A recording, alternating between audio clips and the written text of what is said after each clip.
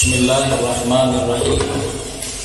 Assalamualaikum warahmatullahi wabarakatuh. Alhamdulillahi rabbil alamin. Nahmaduhu wa nasta'inuhu wa nastaghfiruh. Wa na'udzu billahi min shururi anfusina wa min sayyiati a'malina. May yahdihillahu fala mudilla lahu wa may yudlilhu fala hadiya lahu.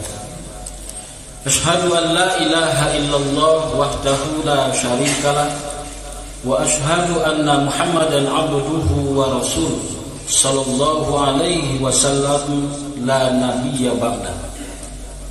Allahumma fassalli wa sallim ala hadzal nabiyil karim wa ala alihi wa ashabihi ajma'in. Amma ba'du fa ya ibadallah, inni usikum wa iyaya bitaqwallah faqad fazal muttaqun. Ittaqullaha haqqa tuqatih wa la tamutunna illa wa antum muslimun. Faqala Allah ta'ala fil Qur'anil Karim, a'udzu billahi minasy syaithanir rajim. Bismillahirrahmanirrahim. Subhanalladzi asra bi'abdihi lailan minal masjidil haram ilal masjidil aqsa alladzi barakna hawlahu linuriyahu min ayatina innahu huwas samiul basir. Shadaqallahul azim. Maha suci Allah yang telah memperjalankan hambanya Muhammad sallallahu alaihi wasallam pada malam hari dari Masjidil Haram ke Masjidil Aqsa yang telah kami berkahi sekelilingnya agar kami perlihatkan kepadanya sebagian tanda-tanda kebesaran kami. Sesungguhnya Dia Maha mendengar, Maha melihat. Al-Quran Surah Al-Isra ayat 1. Bapak-bapak, saudara-saudara kaum muslimin sidang jamaah Jumat rahimakumullah. Marilah senantiasa kita bersyukur kehadirat Allah Subhanahu wa taala. Allah masih melimpahkan rahmat, nikmat, karunia, kesempatan dan kemampuan kepada kita sehingga pada hari ini, siang hari ini, kita sama-sama dapat menambah amal ibadah kita kepada Allah pada hari Jumat yang penuh keberkahan ini. Kalau kita lihat sekeliling kita, dunia internasional sekarang sedang heboh dengan terjadinya perang dunia ketiga antara Rusia dengan Ukraina. Dan tidak jauh dari tempat kita ini, sebagian besar masyarakat kita, kaum muslimin kita tidak bisa melaksanakan ibadah Jumat. Kenapa? Karena masjidnya pada roboh. Barusan tadi pagi kita sama-sama merasakan gempa yang cukup lama, dan ternyata gempa itu tidak hanya melanda Kabupaten Pasaman, juga Pasaman Barat, tapi juga diiringi dengan gempa di Kabupaten Darmasraya. Mudah-mudahan kita doakan tidak ada korban jiwa, walaupun kabarnya juga ada galodo yang begitu besar menghantam negeri di sekitar Jalan Malampah, Kabupaten Pasaman. Ini adalah merupakan cobaan kita semua. Mudah-mudahan tidak ada korban jiwa dan masyarakat kita juga bisa melaksanakan ibadah Jumat di sana. Bapak dan saudara-saudara kaum muslimin sidang jamaah Jumat rahimakumullah. Adapun materi khutbah singkat kita kali ini adalah memaknai Isra Mi'raj secara teknologi. Kaum muslimin sidang jamaah Jumat rahimakumullah. Landasan dari khutbah kita kali ini terdapat dalam Al-Quran Surah Al-Isra ayat 1. Inilah ayat yang menjadi landasan terjadinya peristiwa Isra dan Mi'raj.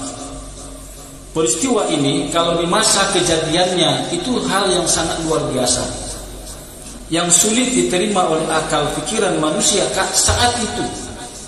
Kenapa? Karena kemampuan manusia belum bisa memahami terjadinya peristiwa itu secara akal pikiran dan logika mereka.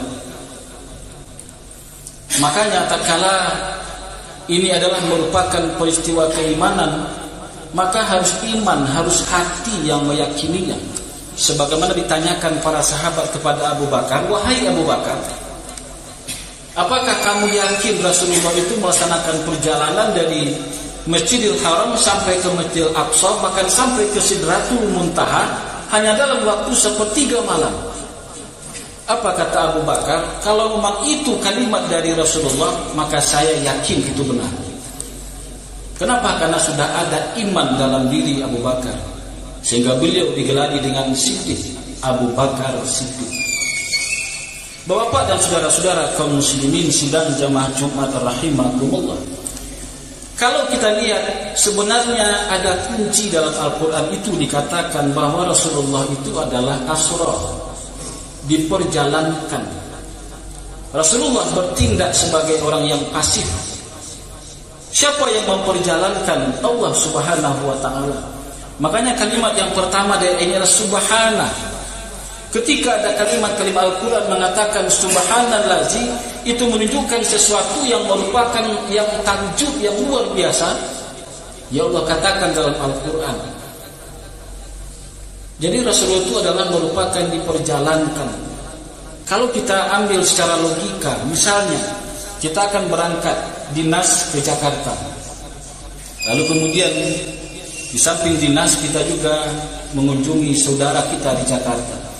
Kita bawa jeruk atau limau mani, kita kantongi, lalu kita bawa ke Jakarta, naik pesawat. Tahu-tahu tanpa kita sadari ada seekor semut yang karena limau itu manis, dia hinggap di limau itu, kemudian dia diperjalankan dari Padang menuju Jakarta, jaraknya 1200 km. Lalu kemudian ketika kita sampai di tempat saudara kita di Jakarta itu, atau di tempat kita melakukan dinas, apa yang dikatakan oleh semut ini? Dia turun dan bertemu dengan semut-semut yang ada di Jakarta. Saya baru saja dari Padang, Sumatera Barat. Nah, tentu saja tidak akan pernah bisa diterima dengan akal pikiran.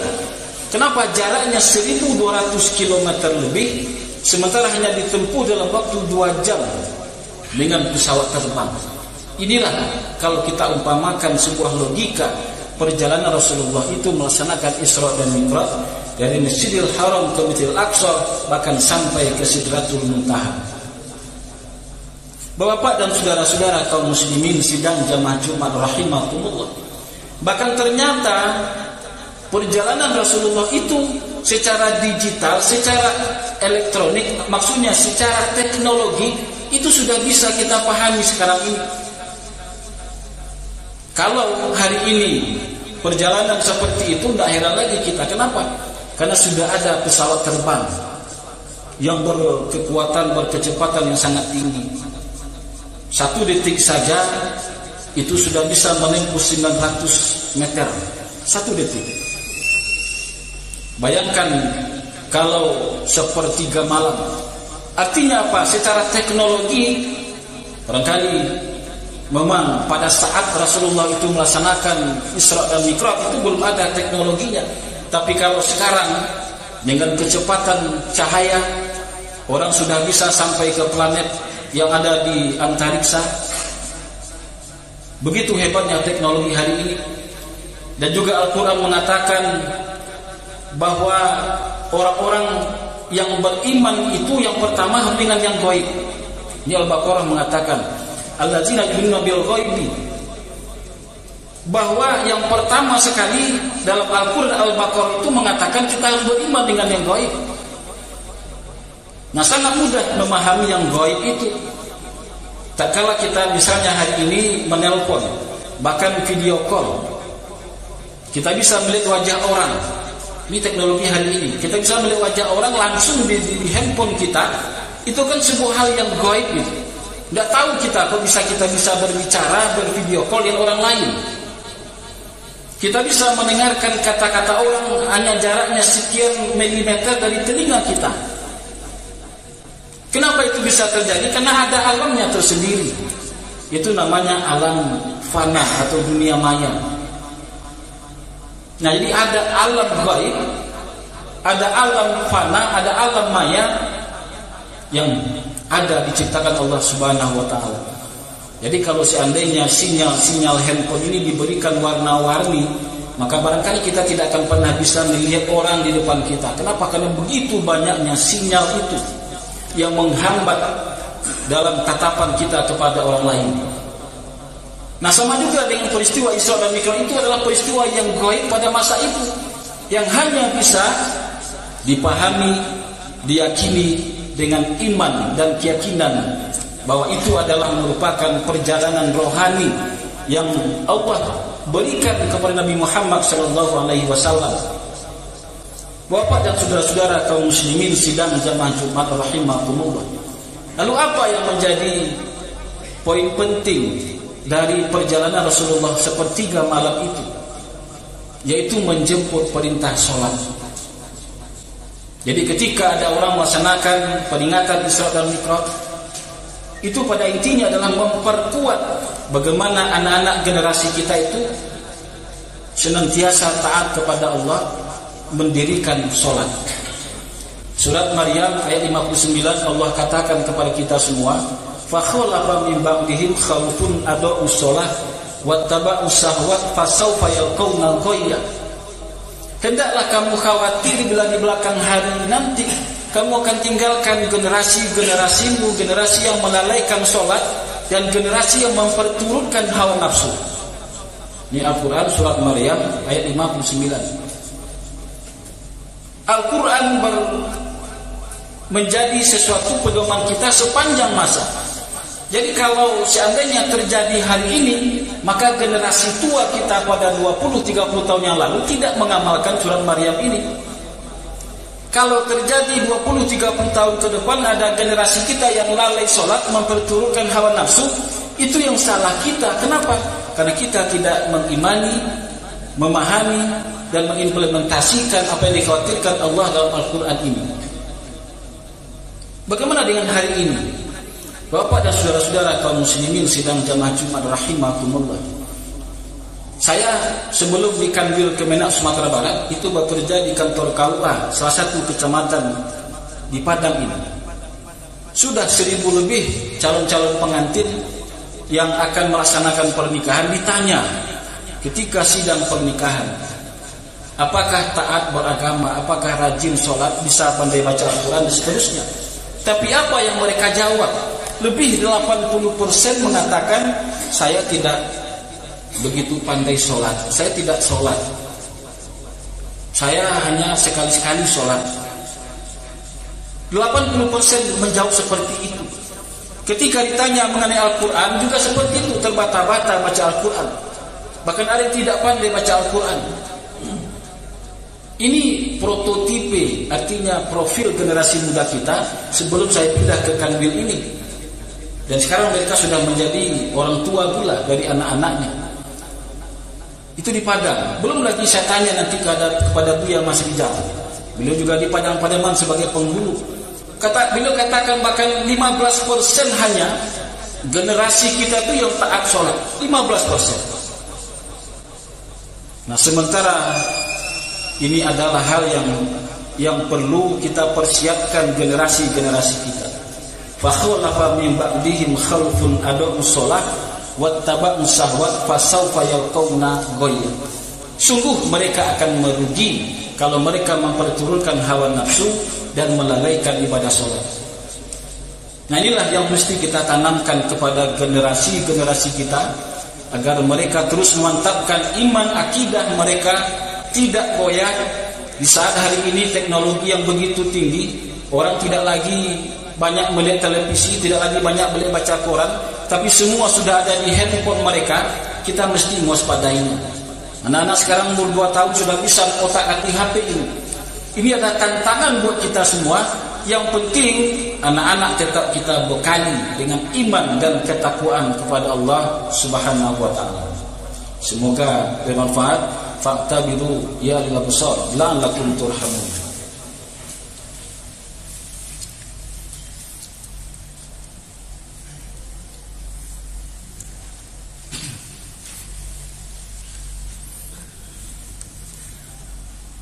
Alhamdulillahi Rabbil Alamin.